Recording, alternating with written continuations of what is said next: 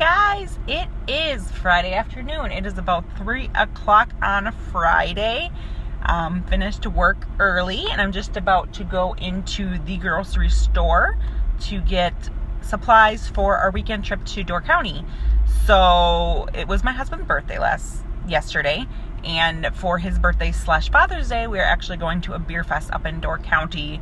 Our friends who we're meeting up there are actually already there, but we had to work today because we couldn't get the time off, because in 2 weeks we're going on vacation up north to near the Upper Peninsula with our kids.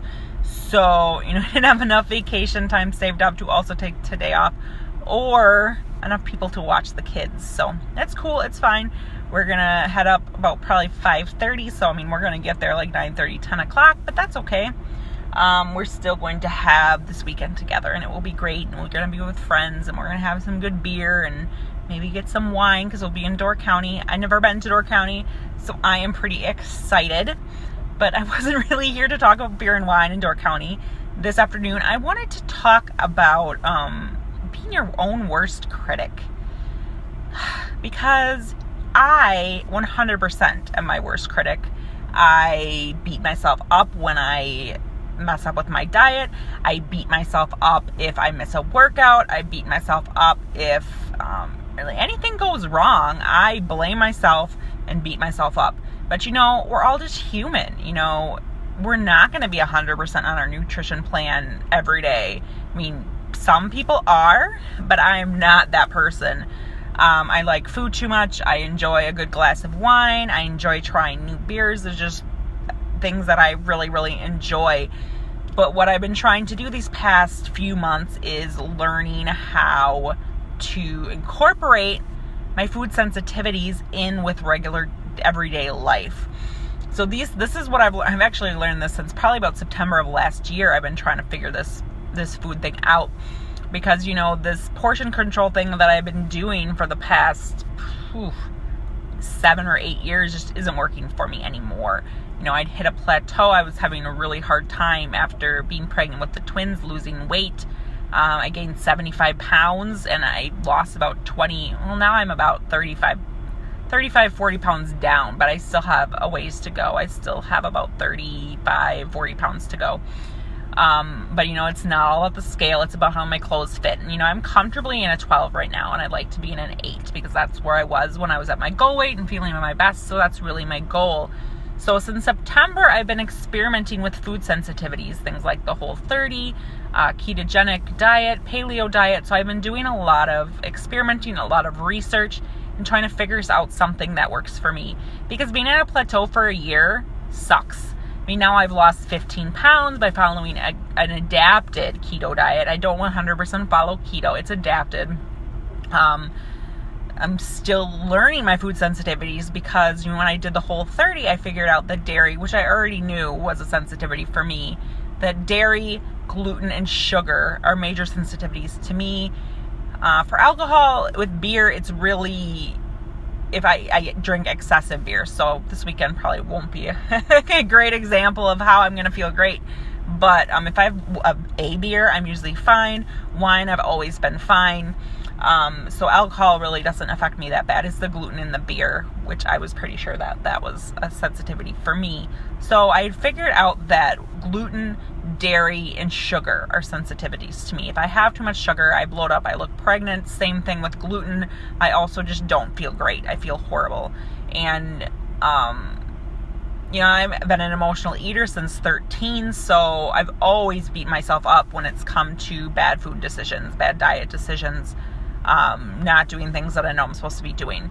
So, like yesterday, I forgot my lunch at home, and I ended up eating out, which I should have just gone to a grocery store and got a salad or something like that, but instead I ate out.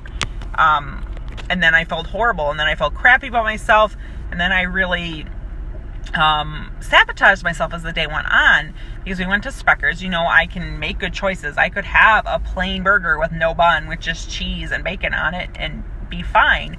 But instead I choose to have the burger that has onion straws on it and barbecue sauce. Sure, I didn't get the bun, but I didn't stop there.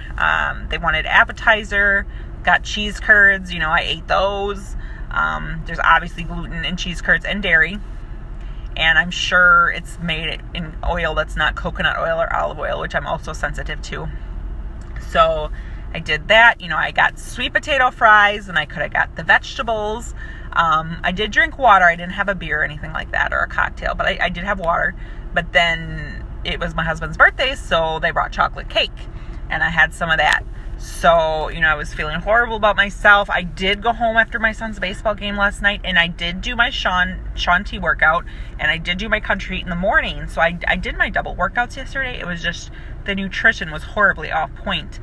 And then, that leads to me feeling awful this morning and not wanting to get up and work out. And, gut pain, joint pain, headache, and that's all from bad food choices yesterday.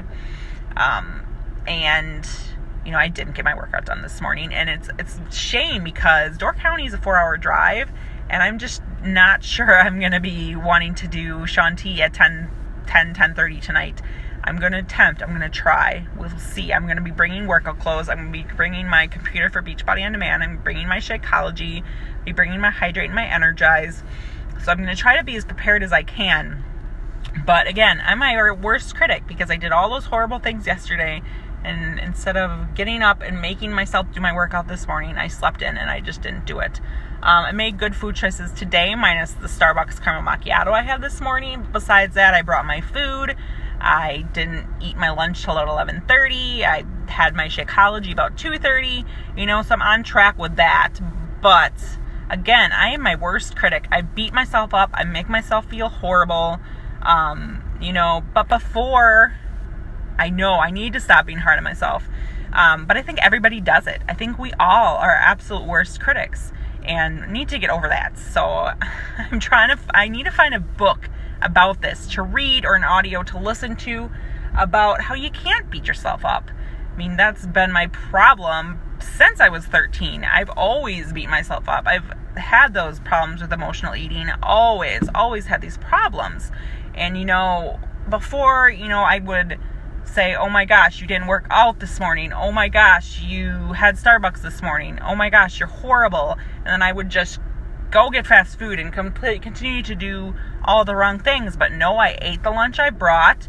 I can't see it from there. I'm going to have to look. I'll look at it, Jen, for sure. But, I had my Shakeology. Now I'm doing everything right. But before, I would have just said, screw it. I've had a Starbucks today. I didn't work out. I've wasted my day, and I would go have fast food and be horrible. But I didn't. I ate good food. I ate healthy. And, I don't get it done tonight, I'll do it tomorrow. It's okay. So that's what I need to keep thinking. So I'd beat myself up, and I would be like, well, you're going to Door County, you're not going to eat healthy while you're there. I'm going to try my darn hardest to eat healthy while I'm there. I'm not going to be like, oh, I'll just wait till Monday and go back on track. No, I'll be back in ketosis on Sunday, and it'll be fine.